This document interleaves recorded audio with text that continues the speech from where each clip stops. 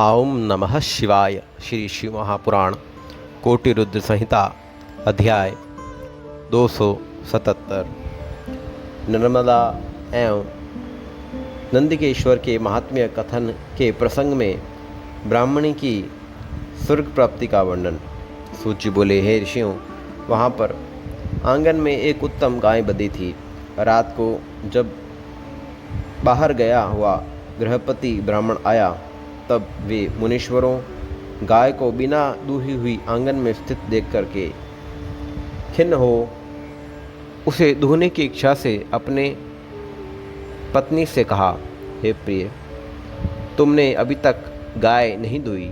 पत्नी सी ऐसी बात कहकर वह बछड़े को ले गया। इसके बाद, हे मुनियों, दूहने के उद्देश्य से शीघ्र ही स्त्री को बुलाकर दूध की इच्छा वाला वह गृहपति ब्राह्मण स्वयं बछड़े को खूंटे में बांधने का प्रयत्न करने लगा। हे सुहृतों, ब्राह्मण द्वारा खींचे जाने पर बछड़े ने उसके पैर में लात मार दी, जिससे ब्राह्मण को कष्ट हुआ। उस पाद प्रहार के कारण क्रोध से तमतमाते हुए उस ब्राह्मण ने कोहनी से उस बछड़े को जोर से मारा। इस प्रकार उसके द्वारा मारे जाने पर बछड़ा भी शांत हो गया। इसके बाद उस ब्राह्मण ने गाय को धो लिया, किंतु क्रोध के कारण बछड़े को मुक्त नहीं किया। वह गाय अपने बछड़े के प्रीतिपूर्वक दूध पिलाने के लिए महान रुदन करने लगी। तब उसका रुदन देखकर बछड़े ने यह वाक्य कहा। बछड़ा बोला, हे माता, तुम क्यों रो रही हो? तुम्हें कौन सा दुख आ पहुंचा? उसे प्रेम पूर्वक मुझे बताइए। यह सुनकर गाय बोली, हे पुत्र, मेरा दुख सुनो। मैं उसे कह रही हूँ, मैं उसे कह नहीं सकती हूँ। इस दुष्ट ने तुमको मारा है, इससे मुझे भी बहुत दुख हुआ है।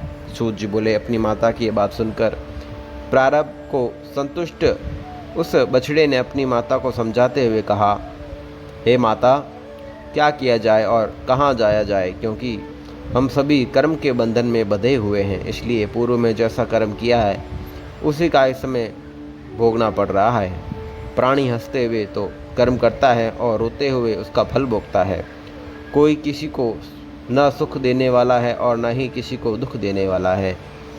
कोई दूसरा सुख और दुख देने वाला है, यह दुर्बुद्धि मानी गई है।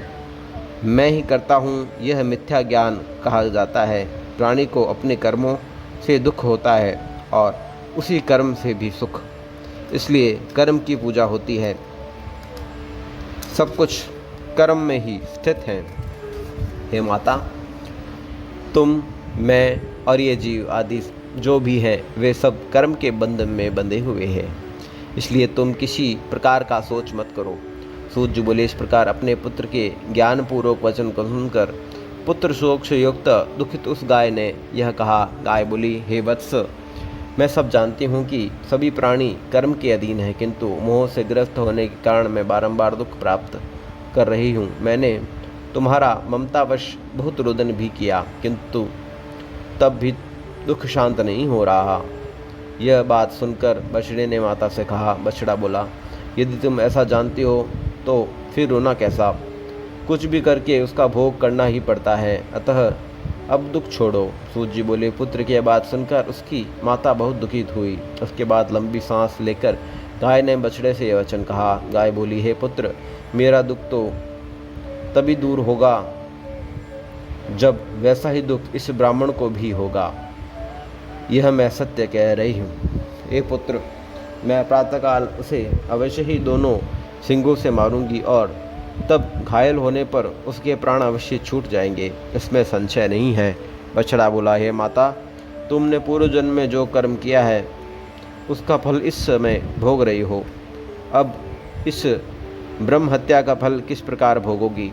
हे माता, पुण्य और पाप के समान होने पर भारत में जन्म प्राप्त होता है और भोग के द्वारा उस दोनों को नष्ट होने पर मुक्ति प्राप्त होती है।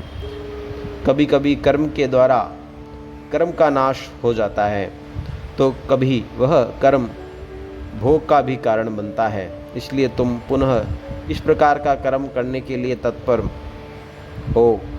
मैं कहाँ से आज तुम्हारा पुत्र हूँ और कहाँ से तुम मेरी माता हो। अतः पुत्रत्व और मातृत्व का अभिमान व्यर्थ है। तुम इस पर विचार करो। तुम्हारा विचार करो कि तुम कौन किसकी माता और कौन किसका पिता है, कौन किसका स्वामी और कौन किसकी स्त्री है। यहाँ पर कोई भी किसी का नहीं है, सभी अपने किए हुए कर्म का फल भोग रहे हैं। हे माता, ऐसा विचार कर अपने को धैर्य से दुख का त्याग करना चाहिए और परलोक में सुख की इच्छा से सत्कर्म का आचरण करना चाहिए। गाय बोली, हे पुत्र, यद्यपि मैं जानती हूँ किंतु यह मोह मुझे छोड़ नहीं रहा। उसने तुम्हें जिस प्रकार का दुख दिया है मैं वैसा ही दुख उसे भी दूंगी। इसके बाद मैं वहाँ जाऊँगी जहाँ ब्रह्म हत्या का नाश होता है। वह स्थान मैंने देखा है जिससे मेरी हत्या दूर हो जाएगी। सूत जी बोले, हे श्रेष्ठ ब्राह्मणों, अपनी माता के गाय की बात सुनकर बछड़ा चुप हो रह गया और इसके आगे कुछ भी नहीं कह सका। हे मुनीश्वरों, तब उन दोनों की यह अद्भुत बात सुनकर वह तीर्थयात्री ब्राह्मण विस्मित होकर मन में विचार करने लगा कि प्रातःकाल इस अद्भुत घटना को देखकर भी मुझे जाना चाहिए, फिर मुझे इस ब्रह्म हत्या विनाशक स्थान पर अवश्य चलना चाहिए। सूत जी बोले, हे ब्राह्मणों, यह मातृभक्त ब्राह्मण मन में ऐसा निश्चय कर सेवक सहित अति विस्मित हो रात्रि में सो गया। इसके बाद प्रातःकाल होने पर गृहपति ब्राह्मण उठा और उस पथिक को जगाने लगा तथा उसने यह वचन उनसे कहा। ब्राह्मण बोला, हे पथिक, तुम अभी तक क्यों सो रहे हो? प्रातःकाल हो गया है, अतः जहाँ जाने की इच्छा हो उस स्थान के लिए अपनी यात्रा आरंभ करो। तब उसने कहा, ब्राह्मण सुनिए, मेरे सेवक के शरीर में वेदना है, अतः शुभ मुहूर्त रुककर हम चले जाएंगे। सूत जी बोले, इस प्रकार बहाना बनाकर वह अद्भुत और आश्चर्यजनक संपूर्ण घटना के विषय में जानने के लिए वह व्यक्ति पुनः सो गया। तदंतर गाय धोने के समय कार्यवश कहीं जाने की इच्छा वाले उस गृहपति ब्राह्मण ने अपने पुत्र से कहा।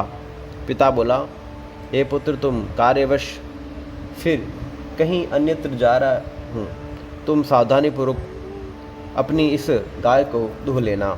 सूत जी बोले, हे महर्षियों, ऐसा सुन कहकर वह ब्राह्मण श्रेष्ठ कहीं चला गया। फिर पुत्र उठा और उसने बछड़े को खोला। उसी समय उसकी माता गाय दूहने के लिए स्वयं आई। वह ब्राह्मण पुत्र कोहनी से मारे जाने के कारण दुखी बछड़े को दूध की इच्छा से बांधने के लिए जब गाय के पास ले गया, तब गाय क्रोध में भरकर उसे सींग मारने लगी। तब मर्म स्थान में चोट खाया हुआ वह मूर्छित होकर गिर पड़ा। इस समय सब लोग एकत्रित हो गए। गाय ने बालक को मार डाला। जल लाओ, जल लाओ, इस प्रकार कहते हुए वहाँ उसके पिता आदि थे, वहाँ पहुँचे। जब तक उसे बचाने का प्रयत्न किया गया, इतने में ही वह बालक मर गया। बालक के मर जाने पर वहाँ हाहाकार मच गया। उसकी माता दुखित हो उठी और बारंबार रोने लगी। अब मैं क्या करूं, कहाँ जाऊं, कौन मेरे दुख को दूर करेगा? इस प्रकार विलाप करके उसने गाय को मारकर उसका बंधन खोल दिया। श्वेत वर्ण की वह गाय ब्रह्म हत्या के पाप से श्याम वर्ण हो गई। सभी लोग आपस में जोर जोर से कहने लगे, देखिए यह कैसा आश्चर्य है। तब रात्रि ब्राह्मण वह आश्चर्य देखकर चल दिया और वह गाय जहाँ गई वहाँ उसके पीछे पीछे वह ब्राह्मण भी गया। वह गाय अपनी पूंछ ऊपर उठाए शीघ्र ही नर्मदा नदी की ओर आकर इन नंदिकेश्वर के निकट नर्मदा नदी के जल में 3 बार अवगाहन करके पुनः श्वेत वर्ण हो गई। फिर वह जैसे आई थी वैसे ही चली गई। इससे ब्राह्मण आश्चर्यचकित हो गया और वह बोला, अहो, ब्रह्म हत्या का नाश करने वाला यह तीर्थ परम धन्य है। तब स्वयं उस ब्राह्मण ने सेवक के साथ वही स्नान किया। स्नान करके उस नदी की प्रशंसा करते हुए दोनों चल दिए। इसके बाद मार्ग में आभूषणों से भूषित हुई सुंदरी स्त्री उसे मिली। उसने पूछा, हे पथिक, आप चकित होकर कहाँ जा रहे हैं? हे विप्रवर, छल त्याग कर आप मेरे सामने सत्य सत्य कहिए। सूत जी बोले, उस स्त्री की बात सुनकर ब्राह्मण ने सारी घटना यथार्थ रूप से बता दी। फिर स्त्री ने उस ब्राह्मण से कहा, तुम यहाँ रुको। तब उसकी बात सुनकर ब्राह्मण रुक गया और विनम्र होकर बोला, तुम क्या कहती हो, मुझे यह बताओ। तब वह पुनः बोली, तुमने जिस स्थल को अभी देखा है वह अपनी माता की अस्थियों को विसर्जित कर दो, अन्यत्र क्यों जाते हो। हे पथिक श्रेष्ठ, ऐसा करने से तुम्हारी माता साक्षात दिव्य तथा उत्तम शरीर धारण कर शीघ्र ही शिव की कृपा से सद्गति को प्राप्त कर लेगी। हे ब्राह्मण श्रेष्ठ, वैशाख मास में शुक्ल पक्ष की सप्तमी के शुभ अवसर पर यहाँ सर्वदा गंगा जी आती हैं। आज ही वह सप्तमी तिथि है और वह गंगा भी मैं ही हूँ तथा वही जा रही हूँ। हे मुनीश्वरों, यह सुनकर स्त्री रूपधारी वे गंगा जी अंतर्ध्यान हो गई। इसके बाद उस ब्राह्मण ने भी लौटकर माता की आदि ही अस्थियों को अपने वस्त्र में ज्यों ही उस तीर्थ में विसर्जित किया, तभी एक विचित्र दृश्य उपस्थित हो गया। उसने दिव्य शरीर धारण की हुई अपनी माता को देखा। माता ने उनसे कहा, हे पुत्र, तुम धन्य हो, कृतकृत्य हो, तुमने अपने कुल को पवित्र कर दिया। तुम्हारे धन धान्य आयु एवं वंश की वृद्धि हो। बार बार अपने पुत्र को इस प्रकार का आशीर्वाद देकर वे स्वर्ग चली गई। वहाँ पर बहुत समय तक अत्युत्तम परम सुख भोगकर शिव कृपा से उन्होंने श्रेष्ठ गति को प्राप्त की। इसके बाद उसका पुत्र वह ब्राह्मण भी अस्थियां विसर्जित कर प्रसन्न मन वाला हो गया और शुद्ध बुद्धि हो अपने घर चला गया। ओम नमः शिवाय। श्री शिव महापुराण कोटि रुद्र संहिता अध्याय 277 संपूर्ण हुआ।